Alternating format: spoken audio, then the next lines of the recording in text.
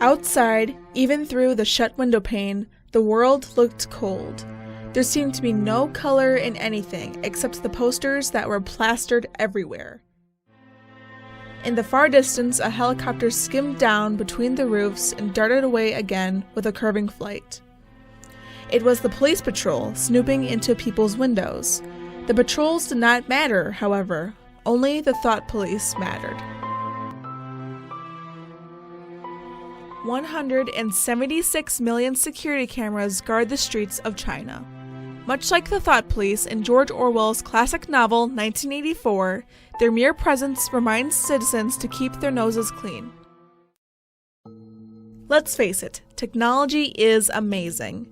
With the tap of a button, we can immediately connect and communicate with the world.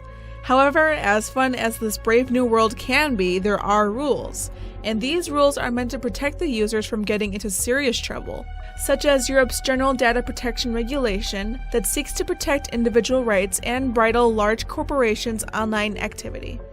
According to China's cybersecurity laws, they think differently. International Policy Digest's article explains that their law requires network operators to cooperate with Chinese crime or security investigators, allow full access to data, and, wait for it, allow unspecified technical support to the government upon request. The security is even stricter in Xinjiang, the western and largest province in China.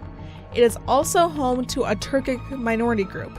To closely watch over the inhabitants of this region, the government has access to every single app, photo, video, and search history on your work and personal devices, thanks to a spyware app, Xinwang, which is Chinese for web cleansing.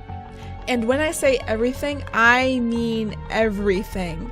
They can be questioned for subversive behavior as minor as downloading WhatsApp or Skype on their phone.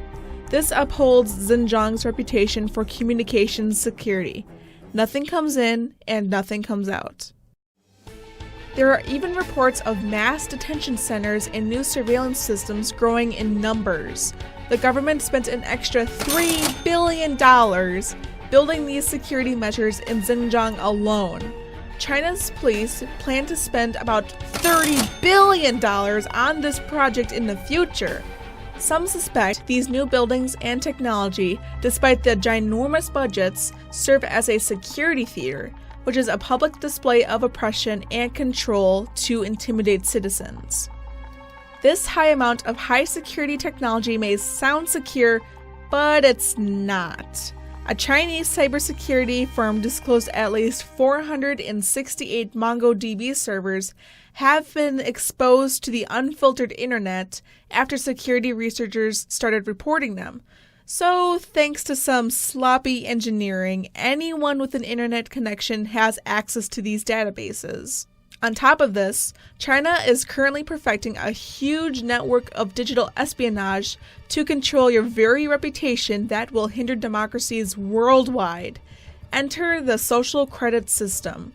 Private companies are working with the government to constantly monitor your social media, search history, and online shopping data to determine whether or not you are a good citizen.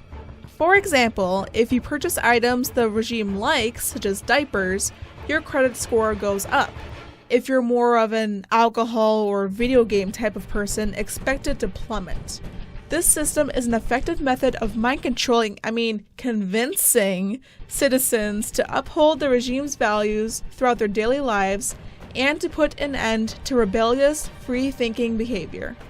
Coincidentally, Netflix's dystopian television series, Black Mirror, has an episode dedicated to this concept. It explores the long-term implications of the system by showing how this gamified scoring system strengthens rifts between social classes. In this world, the higher score you have, the better life you have. You can rent nicer cars without a deposit, save money when buying a house, get into hospitals quicker than those with a lower score. The protagonist is so overwhelmed by having to actively keep her score up, she ends up in jail following several public meltdowns. Westerners and the rest of the world need to be aware of how this affects the West.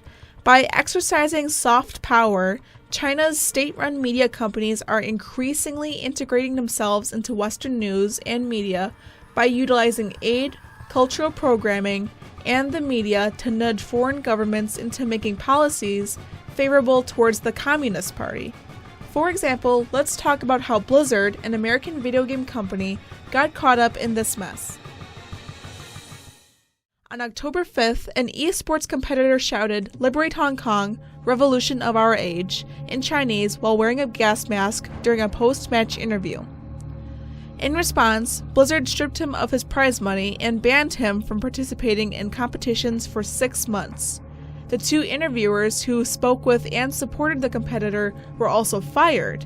Blizzard also deleted the match and interview footage from its official channels. Former fans are now accusing Blizzard of prioritizing its relationship with China over protecting free speech. Blizzard wrote in a blog post, "We stand by one's right to express individual thoughts and opinions, yet they're censoring protests for freedom."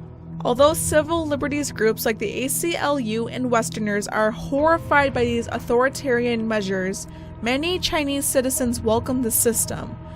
This doesn't stop Westerners from raising their eyebrows.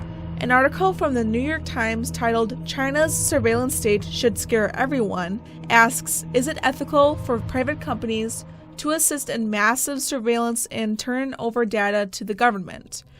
Where should the line be drawn between online and offline surveillance and privacy? If we don't address these questions soon, China's digital propagandist experiments will become a mandatory Orwellian reality for governments around the world.